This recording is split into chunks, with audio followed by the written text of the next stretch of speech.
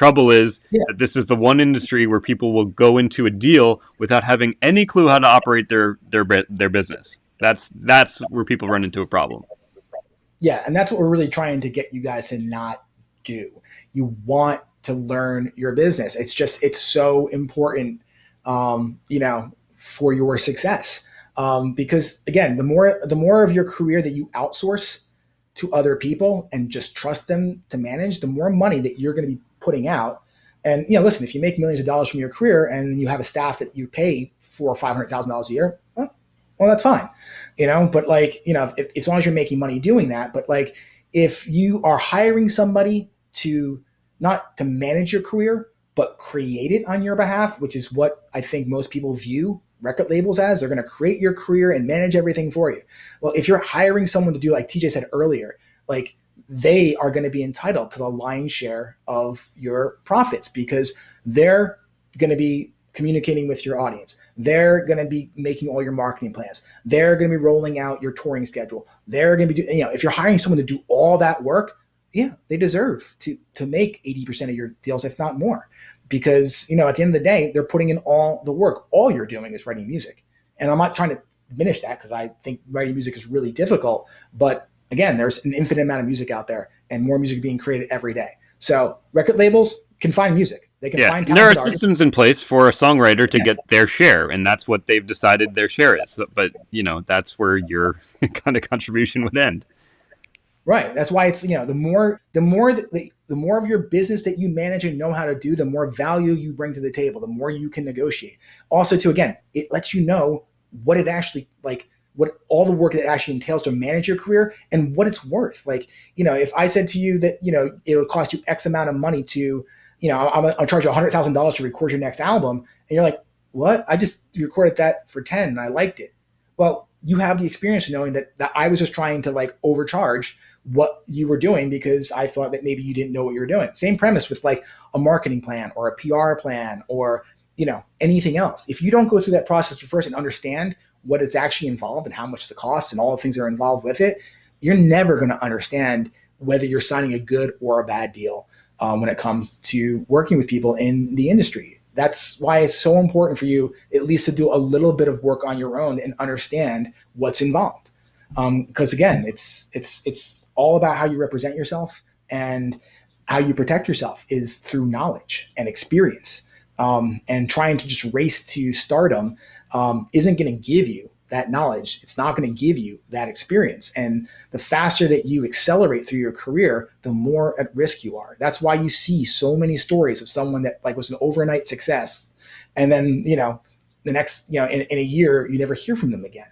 Or the stories of one-hit wonders or all that kind of stuff. I mean, it's because they propelled to stardom for this one thing, and then they didn't have the infrastructure to maintain their business. And we always give the example too of name some American idols that have won that are still killing it out there. Like maybe there's a couple. I mean, but they had the biggest stage in the world. They picked up all their fans, but if you're not making, major money and having a successful career after getting that kind of exposure, that means that you didn't have the infrastructure in place to capitalize on that kind of success. And that's a shame because, the people who are on those shows do work hard. They spend years, I'm sure, all the training and everything they do. And a lot of them are out there, really working and playing shows and doing everything. I'm sure you guys. And those shows are structured in the brilliant way for an artist to leverage that into a long-term career because they're showing who they are. They're sharing they're connecting on an emotional level. They're watching their journey through fame. They're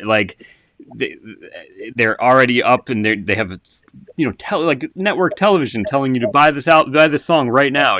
There are the fact that every American Idol isn't leveraging that into a successful career now, either that didn't just kind of walk away from it, is the perfect reason. Is the perfect reason you should be afraid of giving someone your career like that, because if you can't succeed there, then you're it's really bad, because those shows are set up in such a great way.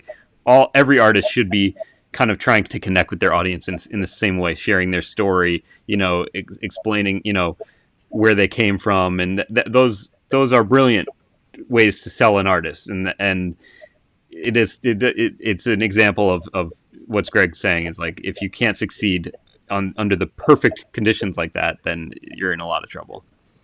Right. And that's, you want to be prepared for success. And that's what we stress again when we work with our clients and members of our community is prepare yourself for success because it can happen at any moment.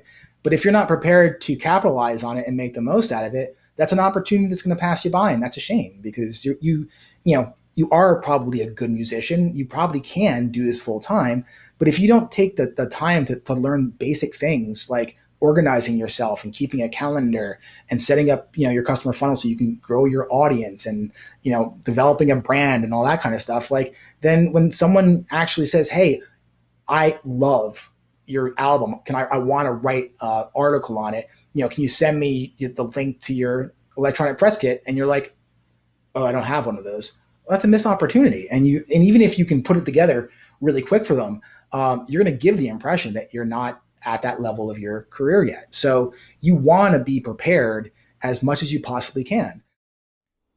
Thanks for watching. If you're truly serious about building a professional music career, then I recommend learning how to be successful by watching our video, How DIY Musicians Become and Stay Successful. You can find the link for it in the description below. It's filled with great information, and we even give you a free gift for watching. So you really can't go wrong. Anyway, check it out today, and please don't forget to subscribe.